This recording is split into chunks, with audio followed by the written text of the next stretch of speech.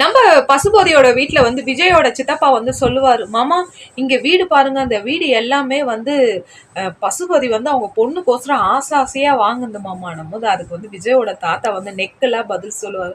ஏன்பா எப்பவுமே பசங்களுக்கோசரம் தானேப்பா அப்பா ஆசை ஆசையா வாங்குவாரு. உன் பையனுக்கு நீ ஏதாவது ஆசை ஆசையா வாங்கியிருக்கிறியா இது வரைக்கும்?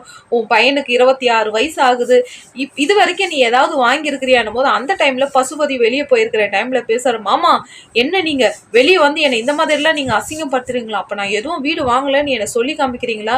இது அப்படிதான் என் சம்மந்தி கிட்ட பேசிட போறாங்க. எனக்கு எந்த வீடும் இல்லைன்ட்டு என் பையனுக்கு பொண்ணு கொடுக்காத போயிட போறாங்கன்னும் போது அதுக்கு விஜயோட வந்து தாத்தா சொல்லுவாரு, இதுதான் இடம் பொருள் யாவல்னு பேசணும். நீ ஒழுங்கா பேசுனா நான் ஒழுங்கா பதில் சொல்ல போறேன். நீ எடக்கு முடக்கா பேசுனா நான் என்ன மாப்பிள்ள பண்ண முடியும்? நீயும் என் வாயை போட்டு கிண்டிடுற, நானும் பதில் சொல்ல வேண்டியதான் இருக்கும் போது விஜயோட சித்தப்பா அப்படியே கப் சுப்புன்னு உட்காந்துடுறாருங்க. உங்களுக்கு இந்த வீடியோ பிடிச்சிருந்தா லைக் பண்ணுங்க, கமெண்ட் பண்ணுங்க ஃப்ரெண்ட்ஸ். Thank you all.